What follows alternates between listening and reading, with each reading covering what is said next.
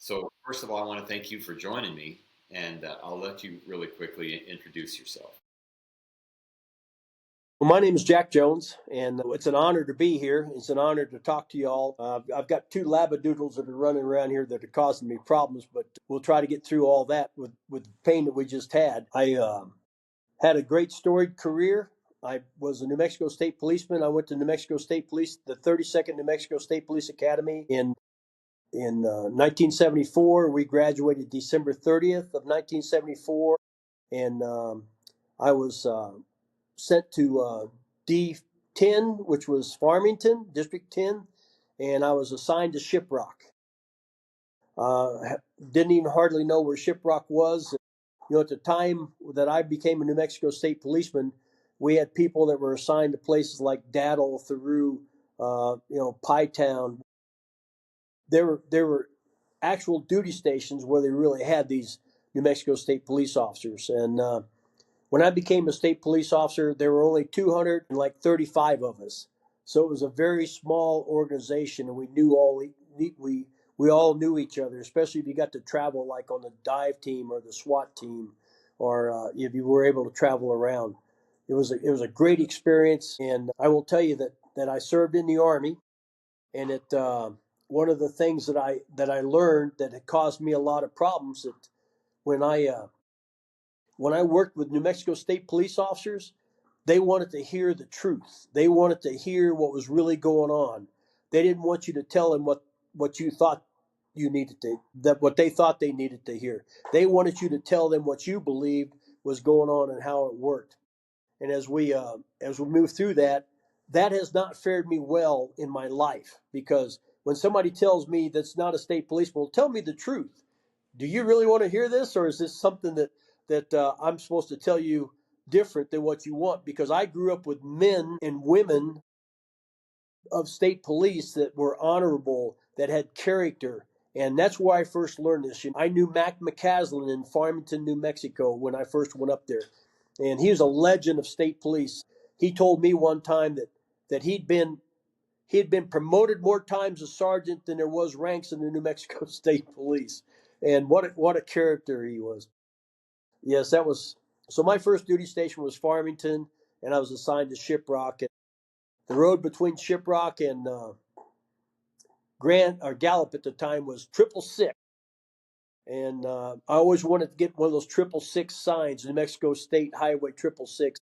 Every time I got to go get a new one, it was all shot up or somebody had already stolen it. So, anyway, my name's Jack Jones, and what an honor it is to be here. You, it's an honor to have you on, Jack. My first memory of you is from State Police Recruit School.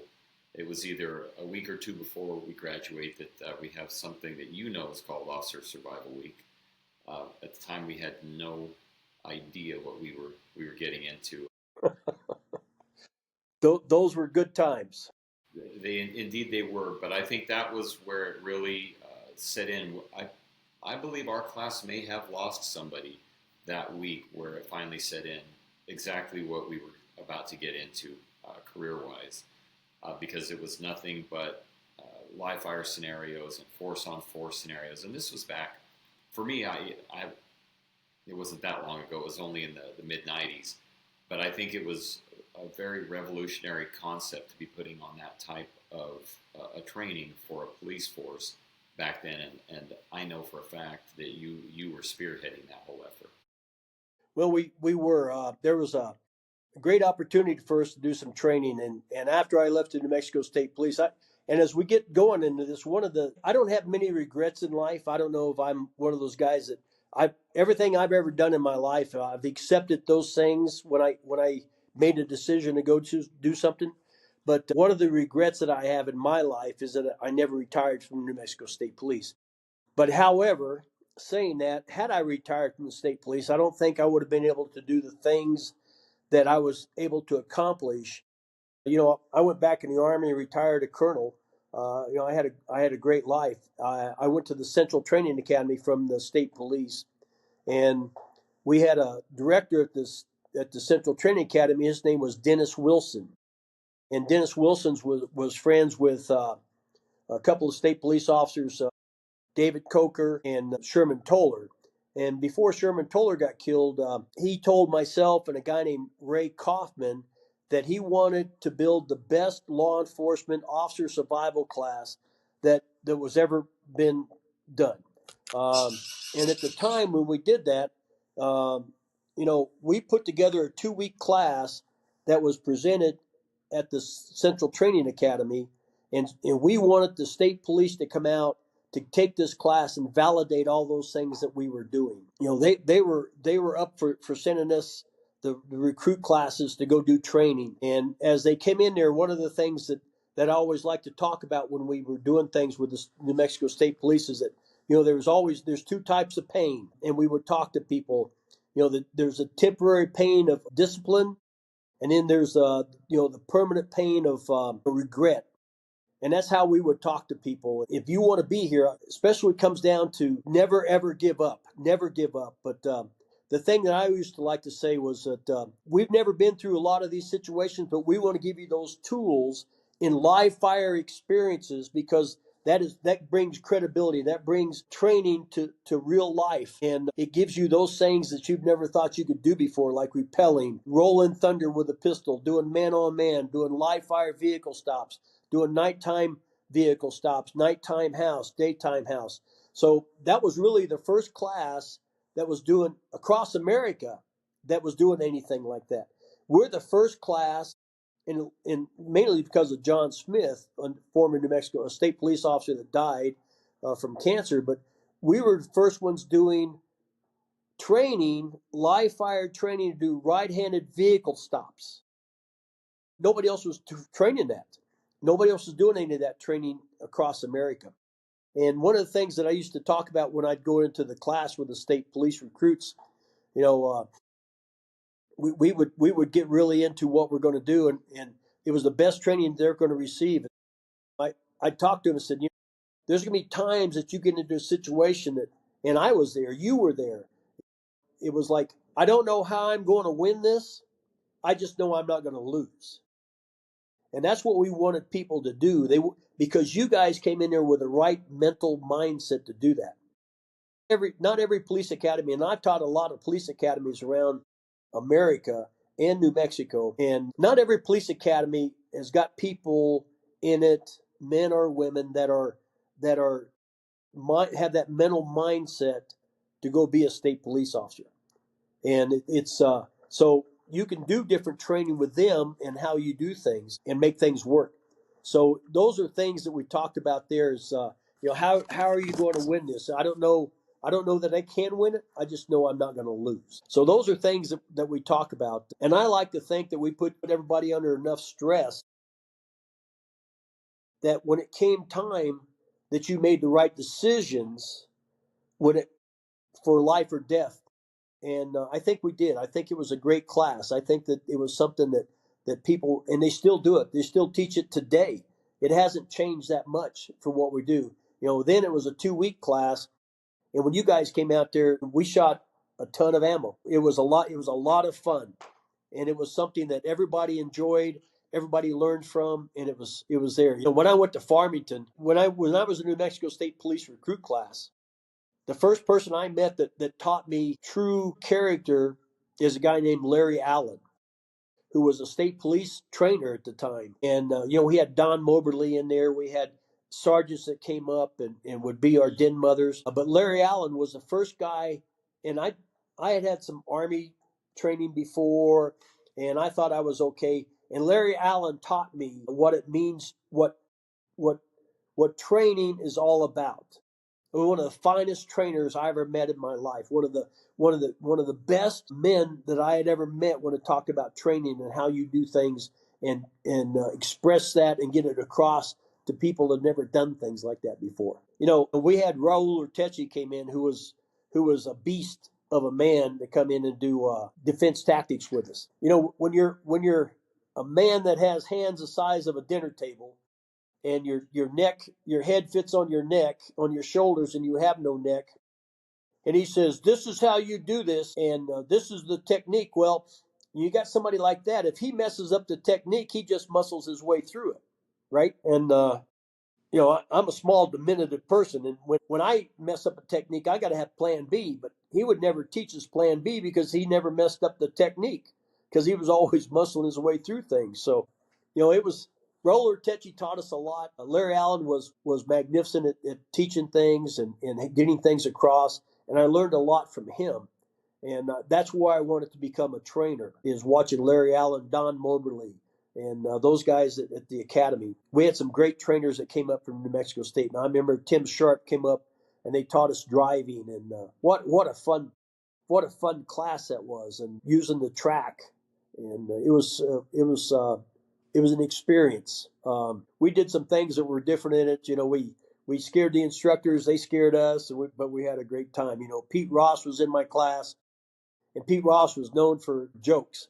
He was the master jokester, and we hung a dead mouse in Larry Allen's closet in his dorm room.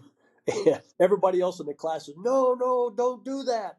And Larry or Pete Ross and I and Jimmy Woods, John Gooden, and Rick Martin, we all said, "No, we're going to go do that." And because he was making us, because there was mice in the dorm at the time that were coming in from the field, and we were having to put out mouse traps and do this stuff. And so we hung a dead mouse in his closet with a suicide note that said, "Oh my God, my brothers and sisters and all my cousins are gone. I'm the only one left." And I guess he opened that door, and we could hear him scream down the hallway of the dorms. And we all knew we were in trouble. I'd never done so many wall push-ups in my life, but it was a great time. The academy was a fun time, but we learned a lot. And I wanted to take it a little bit further. And after I became I went to Farmington, and a guy named Jerry Williams was supposed to be my coach officer. And Jerry Williams is like 6'7", and he had a pair of white leather bucket seats permanently placed in his car because he was so large. And I get in the car, and I'm sitting back against the back with my seatbelt on, and my feet won't even touch the pedals. And he goes, "Really, really, whose kid are you that they let you into the academy? Come on, you can't be a state policeman. You're too short." So my coach officer became a guy by the name of Al Leroy, who was a Chicago copper that came out here and went to the New Mexico State Police Academy. But it was a fun time. My experience with the state police is where I grew. I truly grew to understand what my character was, and to me, character is everything. Character is what you are. Everybody talks about your honesty, your loyalty. Character is who you are. If you have good character, people believe in you. They believe in what's going on, and they work with you. So that was important for what we did in those days. How we did those things to make it work. And Yes. so I kind of set a precedent when I came on the state police, because when I joined the New Mexico State Police, there was on the application there was a thing on it that said, "Are you an obligor to the National Guard or to the Army Reserve?" And I'd already been in the Army, and I said, "No, I'm not an obligor," because what they did in those days is they would go, and because you were state police officers, they would go and get you out of your commitment to the Guard or Reserve, and you didn't serve in the Guard or Reserve as a state police officer. It was something that was, that they did in those days. And so the first day I came up and I had to have drill, I went to my sergeant, Con Brown, and said, "Hey, I got drill this weekend." He goes, "What's drill?"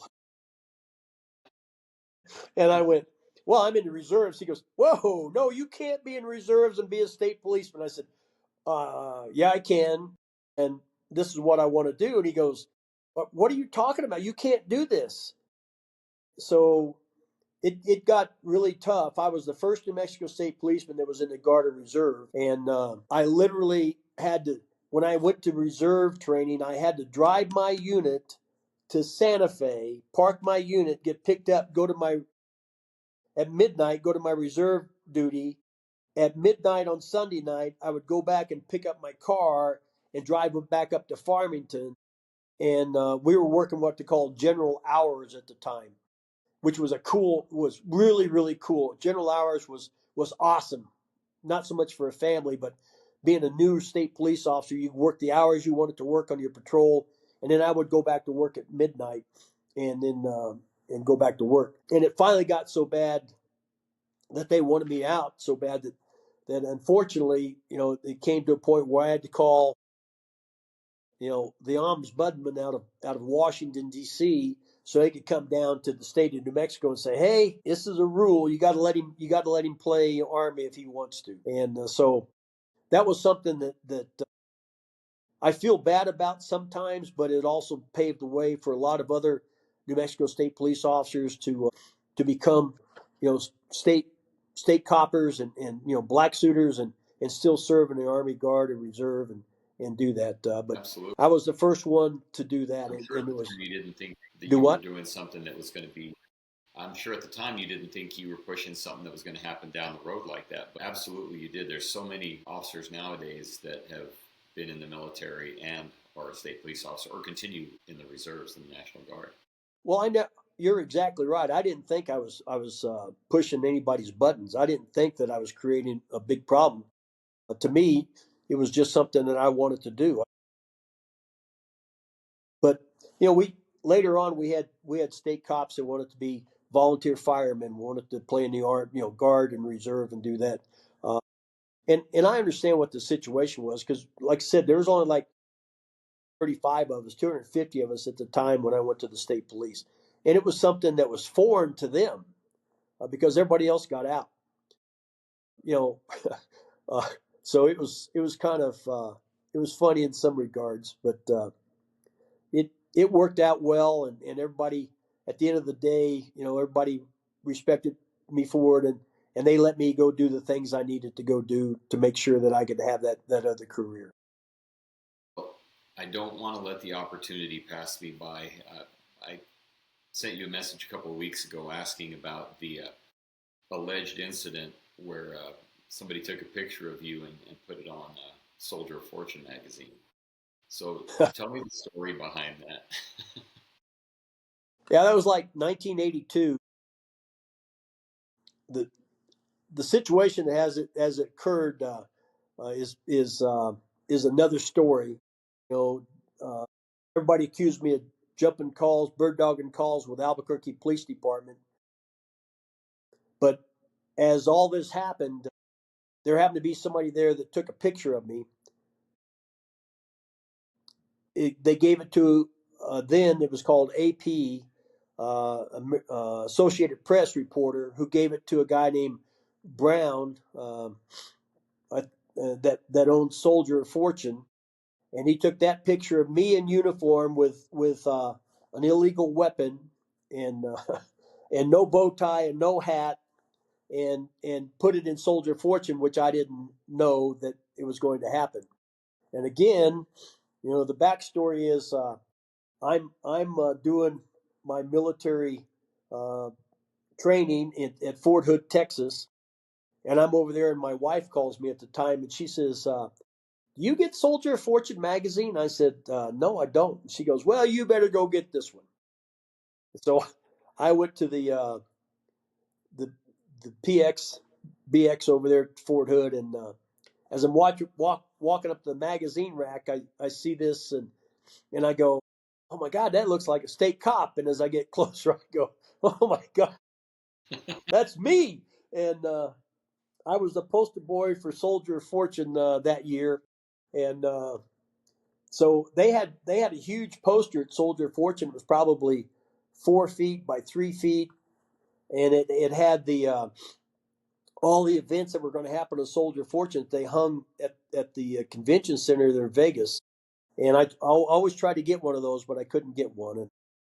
And so then I'm at Fort Hood, Texas, and I come back. As I'm coming back from Fort Hood, my unit is in Santa Fe, and I'd say 161 headquarters. I'm 10-8 en route D5 because I'd been transferred to D5 at the time.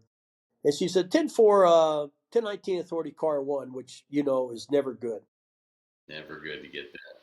The good thing is I'm looking good, man. My brasses shine, my leather looks good. I've got a clean uniform on, so I go park in the parking lot, go upstairs to the chief's office, and the chief secretary, great lady. Oh my gosh, I'll think of her name in a minute. She was always a sweetheart to black suit to the state police. I walk in and Martin Vihill's got 5 of these magazines on his desk, And he says, "You know why you're here?" I go, "Yes, sir. You want me to autograph that magazine for you?" And we had a lawyer at the time by the name of Bob Gardenhire. And Bob Gardenhire says, "No, we want to know why you don't have your hat on. Where's your tie? How come you got an illegal weapon?" Because at the time, we were only allowed to carry our issue shotgun, and pistol. We weren't allowed to carry a backup gun or anything else. But there's another story with that.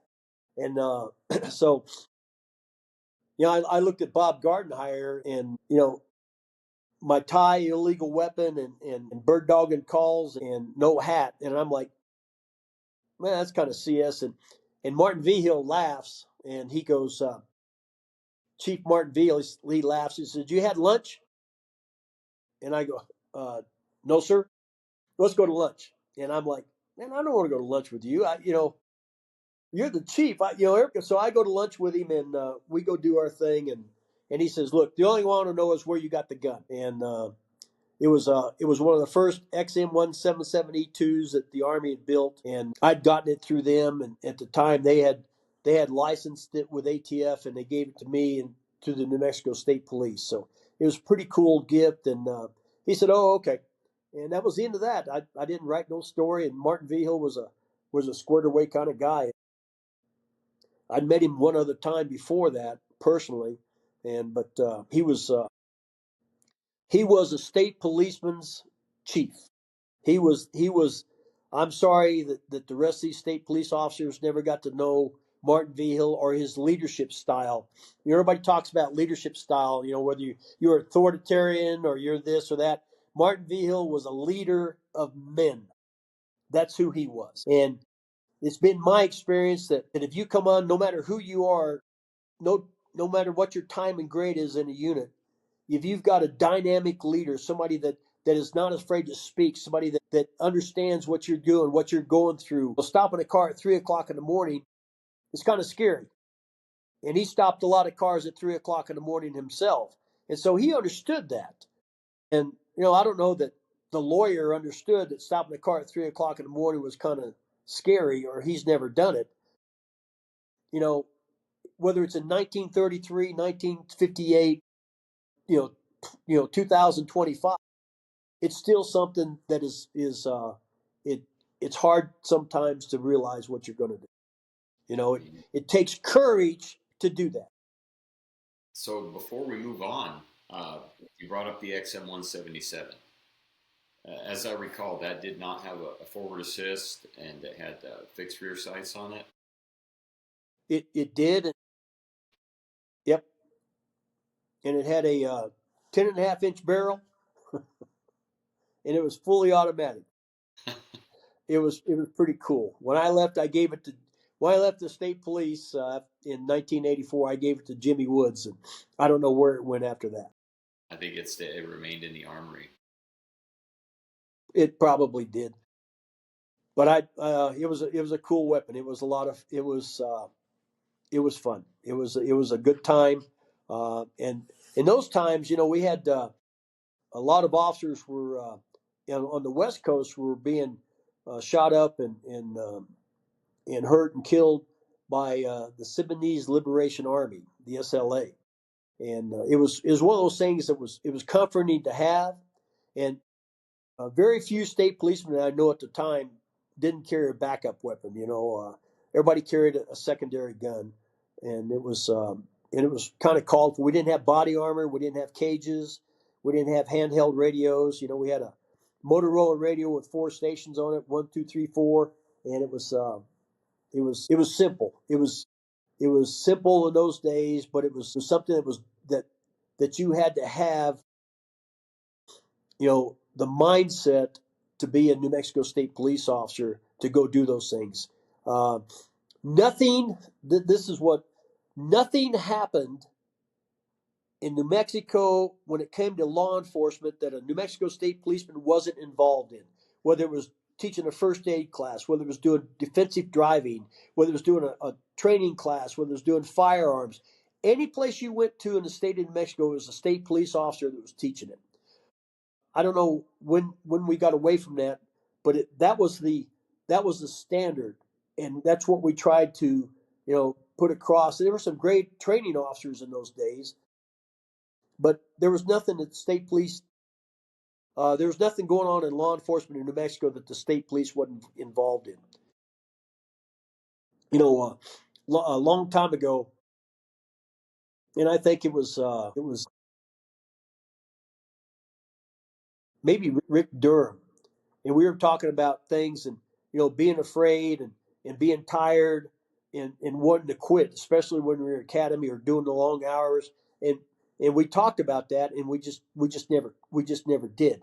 It wasn't in our makeup to quit when we were doing training or at the academy or trying to go to the SWAT team or trying to go to the dive team or one of those teams where they had physical standards. Because we didn't have them before. It was just one of those things where, okay, now we're there, and that's what we got to do. So I'm very fortunate that I've hung out with some great individuals. That, Frank Vias. I don't know if you remember Frank Vias when he was on the. Did you know Frank Vias? Was that? No, I'm thinking of somebody else. But I've seen the pictures of him. Yep, handsome guy, man. He was the strongest man I ever met. The guy was he was just, and he never worked out, but he was just one of those that had natural ability and was strong. And I learned so much from Frank Bias when we were going to special assignments. I was fortunate enough to go to one of the last Gallup ceremonials. Oh my gosh, uh, what a great time that was for state police officers to network with each other and get to know each other and see what everybody, and the Army came over to do Gallup ceremonials with us. A lot of things happened. It was good times. It was something where other people got to see other state policemen and the respect that they had. Speaking of that, unfortunately, I was in California doing training for a company that I work for now, and the state police chief came on and he was talking about a situation that happened with one of our state policemen. And I said, man, that, and he was so sincere as he was talking on the news. And I'm with California coppers doing training.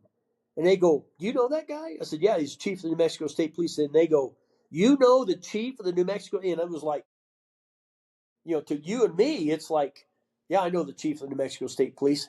And then when I told him I was a state police officer, all he wanted to hear was New Mexico State Police stories and who I knew and what I had done. And these are California coppers. And don't you guys have your own legends? Don't you guys have your? No, we've always heard about the state police. The state police, when they hear about the New Mexico State Police, it's one of those things where they go, "Oh my God, you were a state policeman?" Yeah, I was. And and I told him about the academy and told him about carrying a revolver and the loops that we carried. No cages, no backup guns, no body armor. It made me feel really good. It made me feel, and I talked about officer survival and how we do officer survival in New Mexico State Police and live fire vehicle stops day and night. And they go, wow, they don't even do them today. Some academies still don't do them. But as you look around and you see the things that are going on, uh, my pride of being a state police officer, my pride of knowing you, what an honor it is to meet the people I met. Nick Size, Alex Quintana, Frank Bias, Lee Gallegos. These guys are all men and, that you could go to. And when I was on the state police dive team, I don't believe that I ever paid for a room, bought a meal when I was on a diving assignment, or did any of that. And it was something that was phenomenal because I would go to their house and we would have a barbecue. I would stay in their spare bedroom. I would do something like that. It was always something that was not expected, but they took care of each other. They took care of each other as we did these things and made those things happen. And another thing that I did, as a state police officer that I never really knew where we were at, but I was one of the first search and rescue when they developed search and rescue there in Albuquerque or Santa Fe, Mhm. and they brought, oh man, I can't remember his name. Um, he was one of the first PJs, and he set up our search and rescue program. And I was one of the first ones out of D5. And we had a young man that was out of D that had fallen down part of a cliff as he was hiking up Sandia Peak, and he was going into shock. And there was somebody there with him, and they were talking over a radio, doing some things, and he was going into shock. And he said, "So I went to the guys that owned the tram, and I said, 'Hey, I need to commandeer the tram.'" And they went, "What for?" And I said, "I've got a kid up there on the top that is going into shock and he's hurt." And they said, "Tell us where to stop it." Oh my God, are you kidding me? That was so cool. And they stopped it, and the tram car they set up there, they set it up, and they put a winch on the inside.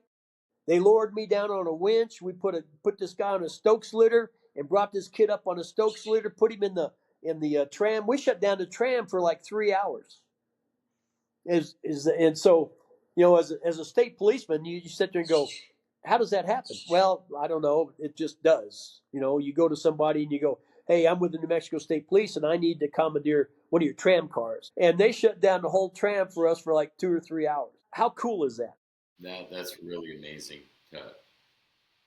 Oh yeah. How well you were able to improvise and get that situation taken care of. Well, I think it comes back to being a state police officer and learning what are critical tasks. What do you have to do to get this to fruition? What do we have to do to make this thing work, to make it happen? And those are things that I've always seen that I liked about state cops. When you were there on the SWAT on state police TAC team, there wasn't anything that you guys couldn't do. When I left the New Mexico State Police, I went to work at a place called the Central Training Academy, and that's where we started the officer survival class. But we also were doing SWAT training for all of DOE. And one of the things that we learned, Ray Kaufman, myself, Timmy Wickett, is that none of this was going to happen in DOE. And if it did happen, it was going to be really bad because somebody was after a nuke or something. What we wanted to do is we wanted to validate the training that we were doing. So we had a class called SRT 1, 2, and 3, and Special Response Team Training 1, 2, and 3, and together it was 5 weeks total. And what we did was we asked State Police TAC Team and Albuquerque Police Department SWAT Team to come in and go to these classes, and they were free. And what we wanted you to do was go out and use these tactics we were teaching to help validate what we were doing. And if we were doing something wrong that didn't work, I needed you to come back and say, "Hey, you know what? Standing in front of the door doesn't work." Well, okay, we'll change that. So, what a great relationship we had in those days, working with the TAC team and the Albuquerque SWAT team, and doing all the officer survival for the New Mexico State Police. And it was really one of those things that was magnificent when we did that. And Dennis Wilson, I've got to give credit to Dennis Wilson. He's the one that said, "Let's make this happen." And so we did that in the state police TAC team, and it was tough. SRT 1 and 2 and 3 were tough classes. You went through them. Nobody got anything out of those classes. And the thing that I liked about it is that we trained so hard in those days, and put everybody through the ringer, that we wanted you to train harder than what the bad guys were training or what they were trained to, so that you could always win. There's no second place for us out here. There's no second place for police officers, a SWAT team or a TAC team to do anything. And that's where, you wearing the state police badge or the black and gray, you had so much more uh, courage to go do something, because you had all those men that had gone before us, and the women that have gone through there now have that same courage. Where it's in valor there's hope, kind of thing. If you're you have to show, you have to stand up to it. And maybe I'm a little biased about being a New Mexico State police officer, but having been around the world, having done training in New Mexico, the State Police Academy is still one that has never changed their standards, and they're still training to that standard. And it's important that we do that. It's important that we make that happen. watching the technology evolve, of course, the cameras and everything else, but that's secondary to me. Uh, it's important the tools that we use. So I know that back when you were wearing the dragon's teeth and the revolver, they were issuing was it a Model 19 back then? You could either get a Colt Trooper or a Model 19. I was fortunate enough to get a Model 19, which I really loved. I still have it today. That's fantastic. And then, so when did your love for the 41 Magnum begin? Well, that's when I was a state cop. I was up in Farmington, and uh, actually I wanted a 44 Magnum, and I ordered a 44 Magnum for a place called Cook's down on Central, and I went to go pick it up, and there was a captain of New Mexico State Police by the name of Alex Quintana, who was in training at the time. And I went to go get it, and they said, "Hey, there's a captain in here. His name's Alex Quintana, and he wanted it." And I said, "Who's Alex Quintana?" And I was being facetious. I was trying to make a joke, and they go, "You don't know Captain Alex Quintana?" And I go, "Yeah, I know him." And they go, "That guy's a god, man. Are you kidding me? He's like 6 foot tall, handsome. Everybody loves him." And he wanted, so that's when I bought the 41, and I really liked the 41 Magnum. What what a what a round to carry! At the time, they were making a police load for it, and it shot very, very well. It was a heavier caliber. I'm a big fan. I'd gone to Cooper's school at the time, and he come back and said, Cooper's gun sight, Colonel Cooper, Right. and he said the bigger the bullet, the better your friend at the time, because metallurgy wasn't what it is today. So, even though 357 Magnums were rocking the world and doing a lot of good things, the 41 Magnum was a little bit bigger, and so I bought that 41 Magnum, and I carried it.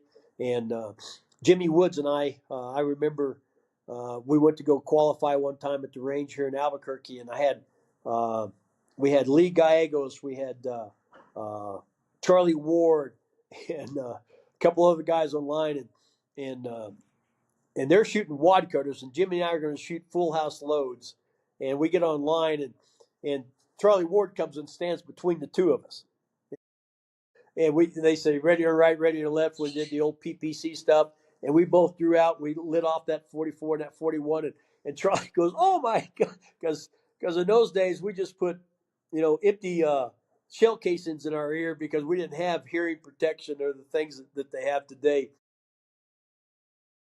And Jim Butler, oh, another class guy, and Sergeant Charlie Hawkins. Oh my gosh, he goes. They all go, ceasefire, ceasefire. What's going on the left side of the line? And Charlie Ward told Hawkins, and Hawkins made us go way down on the other end of the line to go shoot. And it was a funny time. Those were just good times. And everybody, why would you carry something so noisy? And Jimmy Wood said, because when I shoot this, I want everybody to know I'm shooting. And when I shoot the person, I want them to know they got shot. So, Absolutely. oh, absolutely. Jim Woods is oh, what a great marksman. He taught a lot of people. He's a good guy. Jimmy Woods is a good guy. He retired as state lieutenant of New Mexico State Police. I think they moved to Arkansas, but I'm not sure where they moved to. I've talked to them a But few yeah, times since they moved out there. Seems like they're doing well. before we leave, I'd like to say one thing. The reason I left the state police is because I started the New Mexico State Police Officers Association, and myself and Russell Kirkpatrick were asked by then Chief Richard C.D. Baca, who only had like 18 months as chief, to start the association, and he wanted an association without union representation. And I just kind of wanted to throw that out there because some people say that I was a disgruntled state cop. I wasn't disgruntled. I did what the chief of the New Mexico State Police asked me to do at the time. And now the association's going great guns, but Russell and I gave our blood to the association kind of thing. But I just wanted to put that out there because I that's one of my regrets in life. And like I said, when I started the association in '82, correction, yeah, it was like '83. Richard C. Baca asked me to do that, and I sent an email to. I've sent an email. I sent a registered letter to every state policeman at the time, except for those who had less than 2 years on, because I didn't want them involved in this. Right. And so we were going to have a meeting down at the Seventh downtown at Seventh and Central at the Downtowner, and I was expecting maybe 10 guys, 15 guys to show up. And the guy at the Downtowner manager says, "You know what? I'll give you a room. I'll give you coffee for 20 people. I'll bring in the donuts." And 100 people showed up for that meeting. Wow. Wow. Oh yeah. And but when I look at my life and how things went, there was another chief that came in after C.D. Baca and said there won't be an association or a union on my watch, and that's when I got transferred to. So my first duty station was Farmington, i.e. Shiprock. My last duty station was Santa Rosa and a place called Puerto de Luna. So do you know where PDL is? No. So PDL is halfway between Santa Rosa and Vaughn on a dead end road. Wow. So that's where, and I lived in a line shack that was literally built in 1890 that had half of a dirt floor. And the guy that lived there, or the guy that owned it, was a Mr. Brown. He owned the insurance company, State Farm Insurance Company. He let me live there for my $75 a month per diem.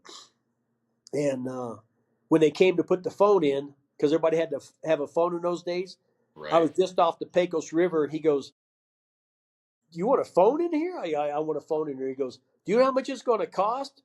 Not my problem, man. I want to hang it on that wall right there, and I want a long cord so I can sit on the on the couch over here and look out the door.